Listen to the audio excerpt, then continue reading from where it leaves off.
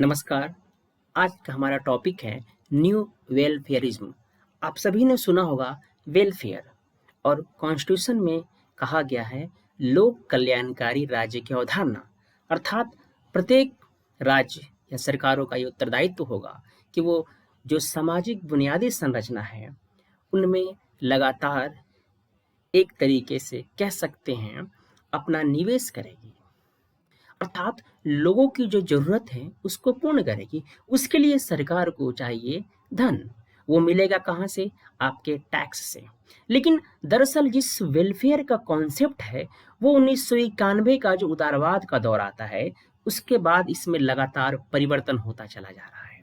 अब जिस प्रकार कह सकते हैं आप जब कोई कृषि उपकरण लेते हो तो उसमें जो आपको छूट मिलती है वो नहीं मिलती, अपितु आपको अब सीधे पैसा दिया जाता है। तो यानी जो इनपुट है वो आपको नहीं मिल रहा है। तो इसके कई आयाम है जो अर्थव्यवस्था को भी प्रभावित कर रहे हैं और जिससे सरकार के ऊपर लगातार कर्ज बढ़ रहा है। लेकिन ये जो न्यू वेलफेयरिज्म का कॉन्सेप्ट है इसकी वजह से सरकारों को कई मामलों में बेनिफिट मिल रहा है।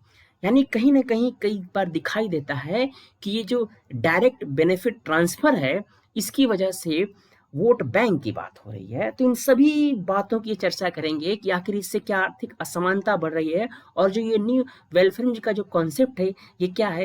इन सभी बातों को आज क्लास के माध्यम से हम समझने की कोशिश करेंगे। अभी आप समझ रहे होंगे इस चित्र को देखने के मामले में ये क्या है। ये आपको पता होना चाहिए कि अभी राष्ट्रीय परिवार स्वास्थ्य सर्वे अर्थात NFHS 5 के आंकड़े दिसंबर में जारी किए गए थे, जिसमें ये कहा गया और कह सकते हो कि आप एक बहुत ही बेहद चिंताजनक स्थिति सामने आई। कुछ ऐसे राज्य जो आपको बहुत विकसित दिखाई देते हैं जैसे कि गुजरात मॉडल, केरल, यहाँ पर भी ऐसे बच्चे की दिखाई दिए जो कुपोषणग्रस्त है। अर्थात कहा जाता है कि 2015 से 19 के बीच दशकों में ऐसा पहली बार हुआ कि हमारे देश में शारीरिक रूप से अविकसित बच्चों की संख्या बढ़ गई। इसीलिए यह ट्रेंड में भी था जो रिपोर्ट आई थी। और इसमें जो एक रिपोर्ट आई ये ट्रेंड 17 राज्यों में जो सर्वे हुआ उसके आधार पे बताया गया था, जिनमें 11 राज्यों में ये देखा गया। उसमें मैं आपको बताया कि कुछ ऐसे भी राज्य हैं जो विकसित दिखाई देते हैं जैसे कि महाराष्ट्र, गुजरात, केरल। यानी कि कहने का अभिप्राय यह है कि जिस कुपोषण की बात हो रही है आप सभी को पता है कि ये एक बहुत ही गंभीर समस्या है और जिस देश के नागरिक यानी बच्चे क्या होते हैं, इस देश के भावी नागरिक होते हैं। यदि वही कुपोषित होंगे तो हमारा भविष्य क्या होगा आप इस बात से तय कर सकते हैं कुपोषण कितना खतरनाक हो सकता है एक राष्ट्र के लिए। तो आखिर ये स्थिति क्यों हुई? क्या इसके लिए वर्तमान सरकार जिम्मेदार है? आखिर ऐसा क्या है? इस चीज को हम समझते हैं। जो आर्थिक सलाहकार थे भूतपूर्व अरविंद सुब्रमण्यम जो वर्तमान सरकार में भी रहे थे, उनका एक विश्लेषण आता है। वो वर्तमान सरकार की न्यू वेलफेयर नीति को जिम्मेदार ठहराते हैं। ये ऐसा नहीं है कि नीति ये वर्तमान सरकार में आई है, ये एक बहस का विषय हो सकता है और होना भी चाहिए क्योंकि इससे कहीं ना कहीं हमारे राष्ट्र की कई ऐसी बुनियादी बातें हैं जो इससे जुड़ी हुई है। अब ये नीति देश को कहाँ ले जा रही है इसमें कोई शक नहीं बचा है। तो आखिर ये क्या है न्यू वेलफेयरिज्म की नीति, उसे हम समझने की कोशिश करते हैं अरविंद सुब्रमण्यम के ही शब्दों में। अरविंद सुब्रमण्यम के मुताबिक पुनर्वितरण अर्थात रीडिस्ट्रीब्यूशन और समावेशन अर्थात इंक्लूजन के प्रति यह एक बिल्कुल खास नजरिया है। इसके तहत बुनियादी स्वास्थ्य और प्राथमिक शिक्षा जैसे सार्वजनिक कल्याण के क्षेत्रों को अहमियत नहीं दी जाती है। जैसा कि मैं आपको पहले ही बताया था कि जो लोक कल्याणकारी राज्य की अवधारणा है जो हमारे संविधान में है, इसमें यही कहा जाता है कि जो राज्य की बुनियादी जो चीजें हैं सरकार क्या करेगी उसमें निवेश करेगी, अर्थात उस क्षेत्र को आगे ले जाएगी जैसा कि पहले लगातार किया जाता रहा है। यानी कि जब तक हमारा सामाजिक सुरक्षा तंत्र मजबूत नहीं होगा तो क्या होगा आपको वो लाभ नहीं मिलेगा क्योंकि आपके पॉकेट से पैसे खर्च नहीं होंगे। जब आपके पास पैसे होंगे तभी तो आप मजबूत बनेंगे। लेकिन अब इसके बदले हो क्या रहा है कि इन वस्तुओं और सेवाओं को सीधे लाभार्थी को दिया जा रहा है। मसलन इसको समझते हैं कि जो पहले सब्सिडी कृषि इनपुट के उत्पादन के लिए दी जाती थी, अब वो सीधे किसान के बैंक खातों में डाल दी जाती है। उसी प्रकार रैस जो मतलब रसोई गैस आप यूज़ करते हो, तो जो सब्सिडी आपको मिलती थी, अब सीधा आपको ट्रांसफ़र किया जा रहा है। बिजली, मकान, शौचालय आदि जो लोगों को सीधे उपलब्ध करवाए जाते थे, अब वो सीधे आपको पैसे के रूप में मिल रहे हैं। अर्थात इसको और सरल तरीके से समझें कि जैसे आप कोई चीज़ें खरीदते थे, तो सरकार उसमें पहले से सब्सिडी देती थी। तो आपको चीज़ें दिखाई नहीं देता था, लेकिन वहाँ पर बहुत ही कह सकते हैं सकारात्मक रूप पे असर डालता था। अब आपको सीधे पैसे दे दिए जा रहे हैं, ये कह सकते हैं। अब ऐसा क्यों हो रहा है, इसको समझते हैं। दरअसल इससे होता क्या है कि जो नीति है, इसकी गणना के पीछे ये तथ्य है कि इससे मतदाताएँ जो हैं, उनको हम जब ये चीज़ें देते हैं, अर्थात हम सीधे उनको वस्तु और सेवाएँ देने से क्या होता है, उच्च राजनीतिक लाभ प्राप्त होता है। ये बहुत ही ऐसा कॉन्सेप्ट है जिस तरीके से मतदाता बहुत ही प्रभावित होता है। उसे लगता है कि सरकार ने उसे उसके लिए बहुत किया। जबकि इससे पहले भी सरकारें इस तरह की इनपुट आपको देते रहती थी, पर वो दिखाई नहीं देता था, क्योंकि लोक कल्याणकारी राज्य की अवधारणा थी। अब आपको चीज़ें दिखाई जा रही है। यानी कि इससे मिलने वाला लाभ आपके सामने होता है, जिसे आप लोग देख सकते हैं। जबकि लोक कल्याणकारी राज्य अवधारणा में क्या है, आपको लाभ प्रत्यक्ष नहीं दिखाई देता, वो अप्रत्यक्ष होता है, आपके पॉकेट के ऊपर वो भार कम पड़ता है। यानी कि ध्यान देना, जिस प्रकार जो प्राथमिक शिक्षा जैसी सेवाएं जो सरकारें उस परंपरागत रूप से देती थी, अब वो आपको देखना कि व्यक्ति के सामने उस रूप में नहीं दिखाई देती है। उसे परिभाषित करना और उसे मापना आसान नहीं था, क्योंकि जो लोक कल्याणकारी राज्य की अवधारणा है, हम उसे माप नहीं सकते, उसे परिभाषित नहीं करते, क्योंकि ये अप्रत्यक्ष लाभ आपको सरकारें देती थी। जैसे कि अगर सरकार शौचालय देने का वादा कर रही है, तो उसे आप देख सकते हैं कि वो बन रहा है या नहीं है। तो सुब्रमण्यम जी ने कहते हैं कि ये नया वेलफेयरिज्म एक साथ दक्षिण पंथ की अस्मिता की राजनीति को संतुलित करता है और मध्यम मार्ग के बाजार सुधार को गले लगाता दिखता है, और वामपंथ की पुनर्वितरण की जो अर्थव्यवस्था का भी वो नुमाइंदा बना दिखता है। तो ये बड़ा ही दिलचस्प नज़रिया है, और कह सकते हैं कि यही क्या है, न्यू वेलफेयरिज्म है, जिसमें मतदाताओं को लुभाने, उन्हें डायरेक्ट लाभ दिखता है, जिससे राजनीतिक जो पार्टियां हैं, उनको बहुत लाभ मिलता है। शायद यही वजह है कि ये चीज़ें लगातार हमारे कह सकते हैं राजनीतिक में और हमारे राज्यों में बड़ी आसानी से चल रही है। जाहिर है क्योंकि इससे वोट मिल रहे हैं, लेकिन ये सियासी कामयाबी तो हो सकती है, उस राजनीतिक पार्टी के लिए तो कामयाबी हो सकती है, पुनः उसकी सत्ता मिल जाए, क्योंकि लोग कहें अरे सरकार ने तो मुझे 2,000 रुपये दिया, मुझे 6,000 रुपये दिया। यानी कि इससे नुकसान क्या होगा कि जो हमारी सामाजिक सुरक्षा तंत्र के कमजोर होने और जो दीर्घकालिक विकास के लिए उस जरूरी निवेश के धीरे धीरे खत्म हो जाने की शर्त हो जाती है। इसमें अगर परिवारों की अपनी आमदनी नहीं बढ़ेगी, बुनियादी स्वास्थ्य में निवेश नहीं होगा, पब्लिक डिस्ट्रीब्यूशन सिस्टम को हम क्रमिक ढंग से कहीं खत्म किया जाएगा, आंगनबाड़ी जैसी योजनाएं कमजोर होंगी, मिड डे मील का जो एक अपना प्रणाली है वो प्राथमिकता सूची में नहीं रहेगा, तो जाहिर सी बात है कुपोषण बढ़ना तो उसका स्वाभाविक परिणाम है। तो जो रिपोर्ट आई थी राष्ट्रीय स्वास्थ्य सर्वेक्षण की, वो आपको पहले नजर में उतना खास नहीं लग रहा होगा, लेकिन जब उसकी आप पड़ताल करेंगे तो दिखाई देगा ही न्यू वेलफेयरिज्म की वजह से ये चीजें हो रहा है, और जो बड़ा ही घातक हो रहा है। लेकिन ये मुमकिन है कि जिन बच्चे कुपोषण के नए सिरे से ग्रस्त हुए हैं, उनके हाथ में कोई प्रत्यक्ष वित्तीय लाभ पहुंचा हो, और इसलिए संभव है कि वे उसी पार्टी को फिर से वोट दें। बात को समझिएगा, जिसकी नीतियों की वजह से कुपोषण बढ़ रहा है, चूंकि उसने आपको क्या किया, डायरेक्ट बेनिफिट ट्रांसफर अर्थात प्रत्यक्ष लाभ आहरण हुआ, तो आप पुनः उसे ही वोट देंगे। इस तरह संभव है कि कृषि का पूरा तंत्र बर्बाद होने और उर्वरक एवं डीजल जैसे अहम कृषि इनपुट की जो लगातार महंगाई के बावजूद, जैसे आपको पता है अभी थोड़े दिन पहले ही उर्वरकों पे सरकार ने पुनः महंगाई की चोट की हुई है। आपको पता होना चाहिए, यदि आप लगातार समाचार सुन रहे हैं तो। लेकिन इसके बाद हो क्या रहा है, इस महंगाई के बाद किसानों को अपने खाते में पहुंची सम्मान निधि की जो रकम है वो बड़ी ही लुभावनी लगती है, और ये सारा महंगाई वो भूल जाता है। तो यही क्या है, न्यू वेलफेयरिज्म। अब देखा जाए तो जिस प्रकार की ये नीति चली जा रही है, यानी कि बेशक ये जो नीति है, ये कह सकते हैं अभी वर्तमान दौर में बड़ी ही सर्वप्रमुख बन चुकी है और इसके नतीजे बड़े ही तेजी से हमारे सामने आ रहे हैं। लेकिन ये सवाल भी अपनी जगह एक प्रासंगिक है कि क्या ये सचमुच इस नीति के लिए ये वर्तमान सरकार ही जिम्मेदार है?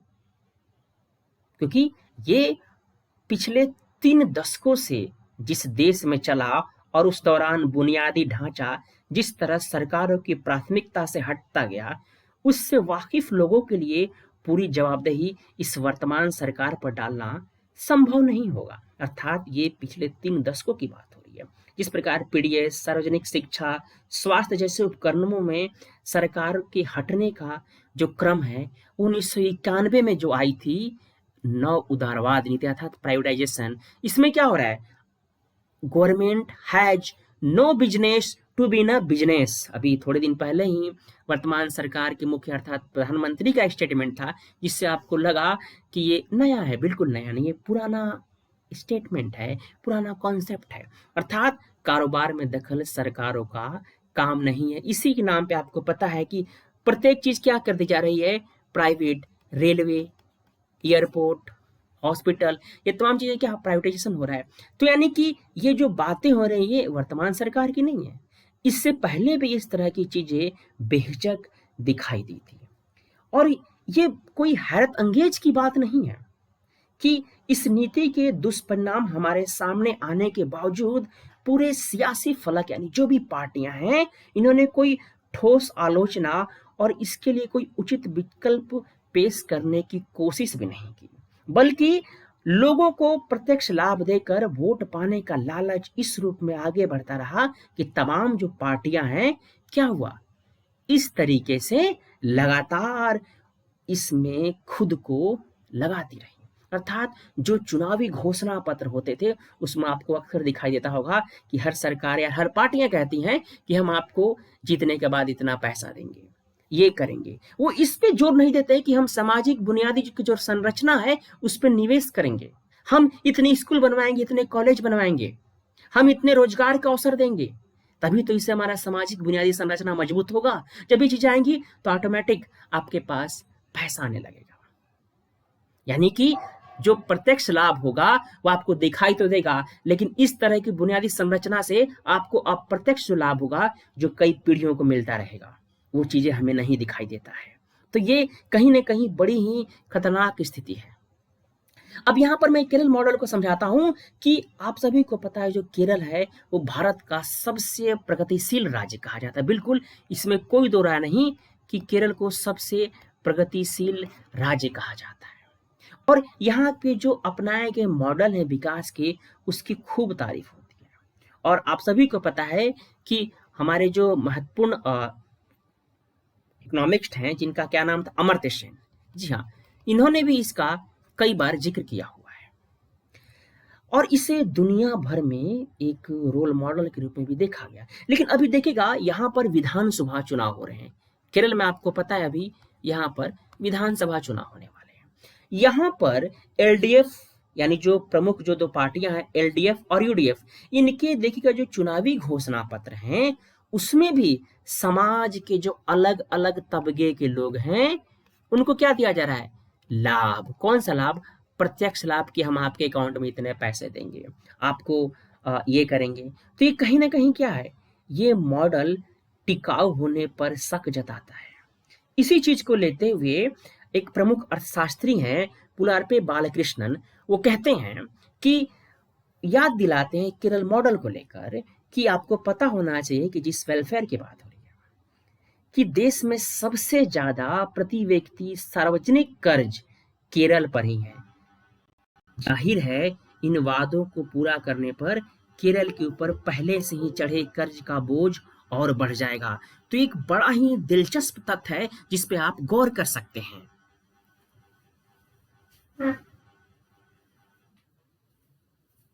अब यहां से हम आगे बढ़ते हैं और समझने की कोशिश करते हैं कि जो बालाकृष्णन है वो इस चीज को लेकर क्या कह रहे हैं।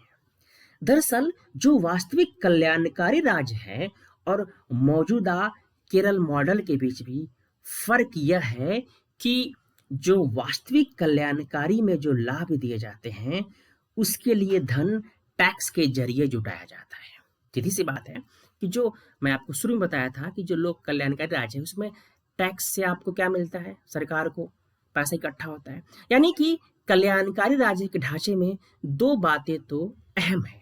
पहला है कि जो वित्तीय रूप से संभव होने का है।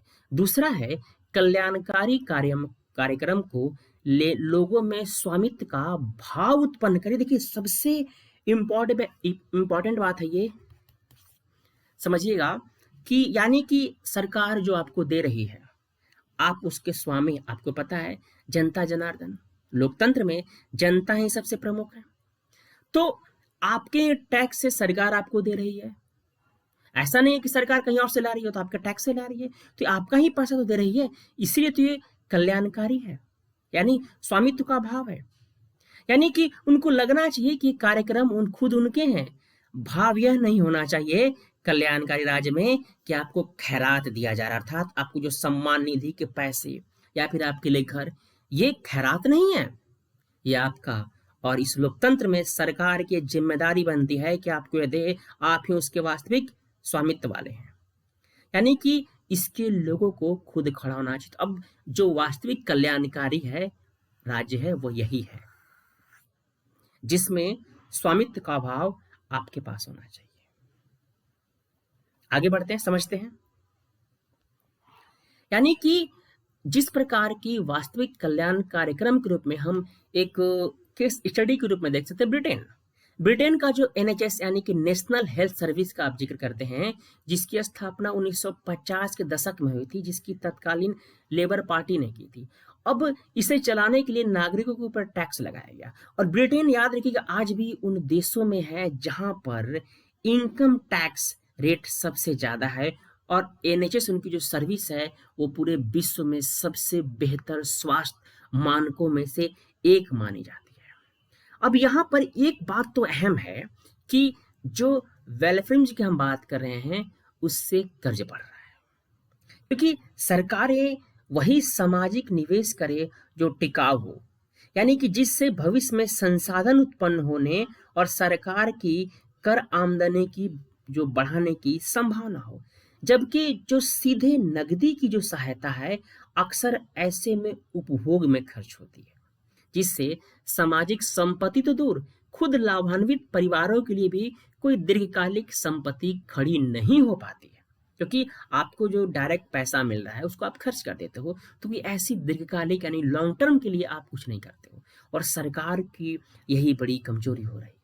और यानी कि सरकारों की आमदनी का जो स्रोत मुख्य रूप से टैक्स और कर्ज है। न्यू वेलफेयर का नतीजा यह हुआ कि राज्यों और अब केंद्र पर भी कर्ज का लगातार बोझ बढ़ता चला जा रहा है। और ये ऐसा कर्ज है जिसे चुकाने के लिए वेलफेयरिंग पर खर्च हुए धन से भविष्य में कोई भी संसाधन नहीं आता है। सरकार जो आपको कहती है कि सम्मान निधि, ये भत्ता, इससे क्या होने वाला है? कोई ऐसा संपत्ति निर्माण हम नहीं करते जिसके संसाधन के रूप में आगे चल के ये राज्य कुछ बेनिफिट देने वाला है। टैक्स आमदनी के एक न्यूनतम स्तर को बरकरार रखने के लिए केंद्र और राज्यों के स्तर पर भी पेट्रोलियम पदार्थों पर अनुचित कर लगाए गए। क्यों है? आखिर सरकारें जो चीजें बेच रही हैं, जो इतना टैक्स लगा रही, क्यों लगा रही है? कि उनको आपको पैसा देना है, एक जो नकदी वाली बात है। इसके अलावा राज्य सरकारें शराब, लॉटरी आदि जितने धंधे उन पर लगातार क्या कर रही है? कर लगाकर पैसा जुटा रही है। तो इसके आधार पे इन धनों से सामाजिक सुरक्षा के तंत्र नहीं खड़े किए जा रहे हैं। उसका नतीजा यह हो रहा है कि अर्थव्यवस्था के लिए स्वस्थ और कुशल कर्मी तैयार नहीं हो पा रहे हैं। समझ पा रहे हैं आप लोग?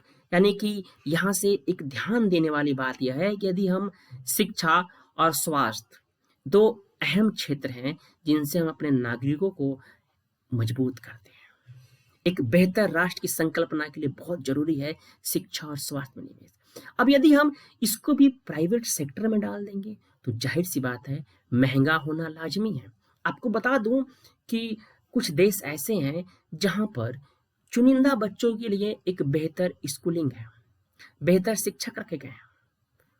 ऐसे कई केस स्टडी है जिसमें अभी मेरे ख्याल से आइसलैंड की बात है या ग्रीनलैंड की, एग्जैक्ट मुझे कंट्री पता नहीं, जिसमें एक बच्चे को ले जाने के लिए वहां पर रेलवे लाइन बिछाई गई है, समझिए। क्योंकि उस गांव में केवल एक ही बच्चा था जिसे पढ़ाई करनी थी, बाकी सभी लोग बड़े थे, बुजुर्ग थे। उनके लिए भी वो बुनियादी सुरक्षा, वो स्वास्थ्य और शिक्षा की चीज़ों को वहाँ व्यवस्थित की गई। क्यों? क्योंकि प्रत्येक नागरिक का ये हक है लोकतंत्र में। इससे राष्ट्र मजबूत होता है, निवेश यहाँ होना चाहिए। ऐसे में इन दोनों उद्देश्यों के लिए परिवार के कर्ज में डूबने की स्थिति लगातार मजबूत होती है। दूसरी तरफ कर्ज लेकर की गई पढ़ाई के बाद अगर नौकरी मिल भी जाए लेकिन इलाज की सार्वजनिक गारंटी न हो, बात को समझिएगा, तो फिर नौकरीशुदा व्यक्ति के परिवार के पास उपभोग पर खर्च करने के सीमित संसाधन ही बचते हैं। मैंने आपको बताया था इकोनॉमिक सर्वे जब पढ़ा रहा था कि हमारे ऊपर खर्च क्या हो रहा है, स्वास्थ्य का बढ़ रहा है प्रत्येक व्यक्ति पे। आप अपने पॉकेट जो कमा रहे हो उस पर खर्च कर रहे हो, आपके पास बुनियादी स्वास्थ्य सुविधाएं नहीं है सरकारी, तो आपके ऊपर आपकी जो कमाई उस पर ऊपर एक तरीके से प्रेशर पड़ेगा। इससे बाजार में मांग नहीं बढ़ती तो निजी क्षेत्र के निवेश के लिए अनुकूल माहौल नहीं बनता। असर यह होता है कि कुल मिलाकर अर्थव्यवस्था निम्न वृद्धि दर का शिकार बनी रहती है। इसका परिणाम एक बार फिर सरकार की आमदनी घटने के रूप में सामने आता है और एक तरीके से कह सकते हो ये दुष्चक्र की भांति हमारे सामने खड़ा हो जाता है। यहाँ पर एक तथ्य बड़ा ही उल्लेखनीय है कि भारत दरअसल जब नव उदारवाद की अर्थव्यवस्था को अपनाया था, जैसा कि अन्य देशों में भी था, और आर्थिक विकास की दर जो थी लगातार दिखती थी, उसमें आमदनी का एक बड़ा हिस्सा है जो जायदाद, शेयर बाजार, बॉन्ड आदि निवेश में कमाया जाता है। इसके अलावा इसमें एक हिस्सा जायदाद से प्राप्त होने वाले रेंट का भी है। ये तमाम आमदनियां जीडीपी में झलकती है, लेकिन इनसे असल अर्थव्यवस्था को कोई लाभ नहीं होता। इसी ट्रेंड के कारण हाल के वर्षों में जो दलाल स्ट्रीट भारत में और जो अमेरिका में वॉल स्ट्रीट है बनाम मेन स्ट्रीम की बहस खड़ी हुई है। इसका परिणाम समाज में लगातार आर्थिक गैर बराबरी के रूप में सामने आ रहा है।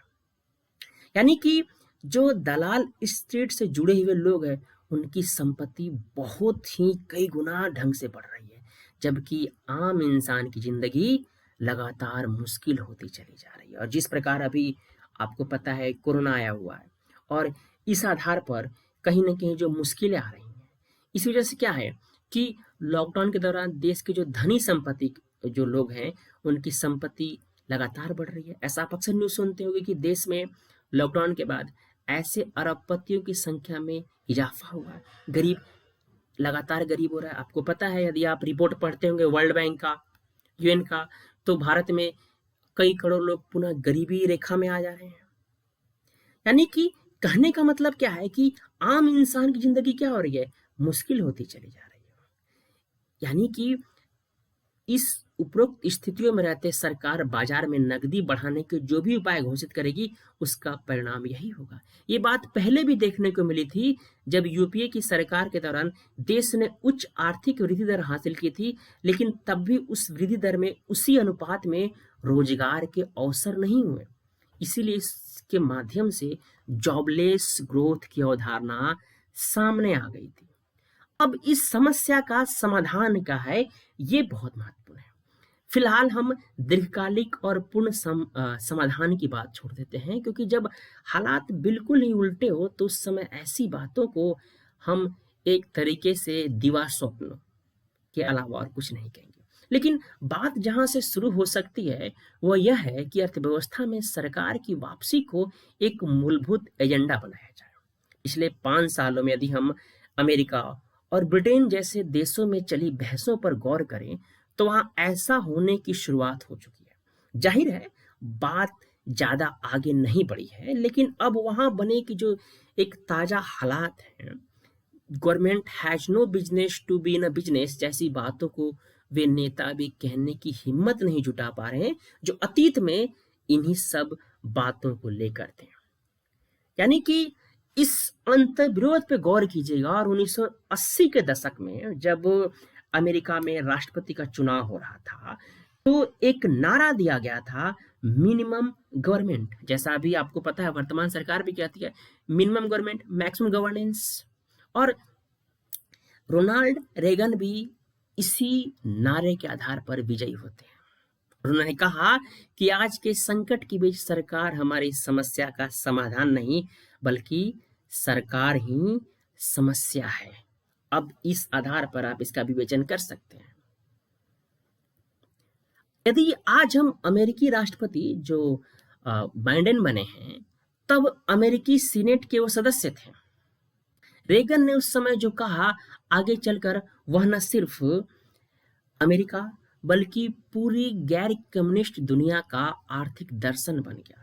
रेगन प्रशासन ने सामाजिक कल्याण कार्यक्रमों के लिए बजट में कटौती, धनी तबकों के लिए टैक्स दरें घटाने और धीरे धीरे राज्य के अंगों और एजेंसियों के निजीकरण की जो शुरुआत की, वो उस आर्थिक सोच की बुनियाद थी जिसे वाशिंगटन कॉन्सेंसस यानी कि वाशिंगटन आम सहमति के नाम से जाना गया। अमेरिका में उसके बाद सत्ता में चाहे रिपब्लिकन पार्टी रही हो या डेमोक्रेटिक पार्टी, उसकी सरकार उसी आर्थिक दर्शन पर चली जो बाइडेन इसी दौर की व्यवस्था से नियंत्रित राजनेता कह रहे हैं।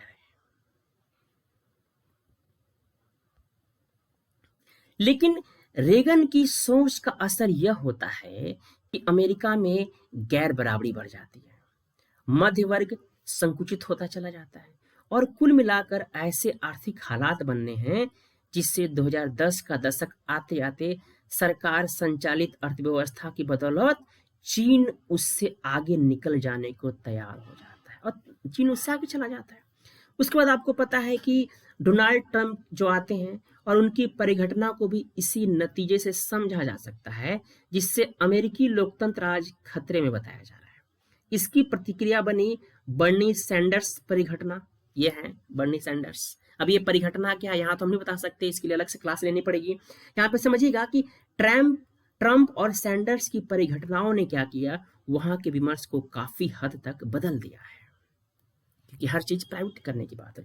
अब इसकी झलक देखनी हो तो राष्ट्रपति बाइडेन की एक हाल के टिप्पणियों पे हमें गौर करना होगा। इसमें बाइडेन कहते हैं कि हमें ये बात याद रखनी चाहिए कि सरकार किसी दूर राजधानी में बैठी कोई विदेश ताकत नहीं है, अर्थात कोई विदेशी ताकत नहीं है। हम अमेरिका के लोग ही असल में सरकार हैं।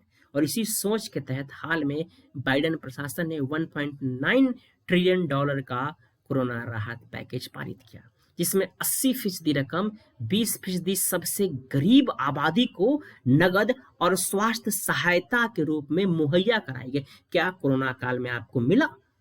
समझिएगा। उसके बाद अब बाइडेन $3 ट्रिलियन का इंफ्रास्ट्रक्चर और फैमिली हेल्थ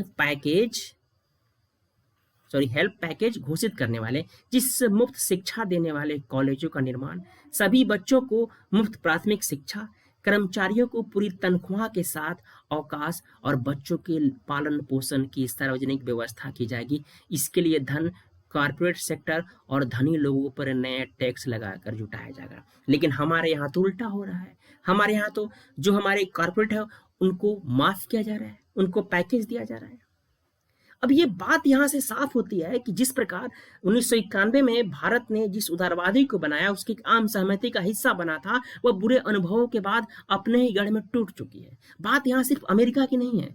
कोरोना का जो दौर चला उसमें ब्रिटेन और यूरोपियन यूनियन ने भी राजकोष से जितनी उदारता से बड़े पैमाने पर खर्च किया है, और उसके बाद राजकोष की अनुशासन और किफायत जो नीतियां हैं फिलहाल तो कहीं पीछे छूट गई है। उसी के मद्देनजर इसे विडंबना ही कहेंगे कि जिस समय ये आम सहमति टूटी, उसी समय भारत में मोदी सरकार ने उसे लागू करने की गति और तेज कर दी। इसके आधार पर यह तो बेहिचक कहा जा सकता है कि ये सरकार या तो अर्थनीति को समझने में बिल्कुल नाकाबिल है, या फिर उसे भारत के आम जन के हितों की परवाह नहीं है। बहरहाल चूंकि अभी तक उसका सांप्रदायिक क्रोनी पूंजीवाद मॉडल चुनावी रूप में कारगर है, इसीलिए इस पर कोई बहस की संभावना नहीं दिखाई देती है। यानी कि ऐसे में हम कह सकते हैं कि जिस पूरे 3 दशकों की बात हो रही है और जो वेलफेयर की नीति को अपनाते हैं, उसका जो नुकसान है वो दुनिया के सामने दिख चुका है। ऐसे में जो अन्य राजनीतिक पार्टियां हैं वो भी इन बोट के जो फायदे हैं, इसको नीति में जो बढ़ चढ़ कर हिस्सा ले रही है, जो वादे कर रही है, शायद वो उसको तोड़े। लेकिन इससे भी देश की जनता को मुमकिन है कुछ लाभ हो जाए, लेकिन कोई दीर्घकालिक लाभ नहीं होगा। क्योंकि दीर्घकालिक लाभ तभी होगा जब हम पब्लिक सेक्टर केंद्रित अर्थनीति में एक आस्था जताएं और मौका मिलने पर उस दिशा में देश को ले जाने का संकल्प जताएं। तभी क्या होगी, और आपको पता है कि अर्थव्यवस्था में सरकार की भूमिका बड़ी ही नियोजित विकास होती है, तो तभी ये बेहतर हो पाएगा। तो आज की क्लास में इतना ही। Thank you very much. आप अपने कमेंट्स हमें छोड़ सकते हैं, जो भी जानकारी चाहिएगा मैं उसके माध्यम से आप तक प्रोवाइड कराऊंगा। आप टेलीग्राम ज्वाइन कर सकते हो, वीडियो के डिस्क्रिप्शन में लिंक दिया हुआ है।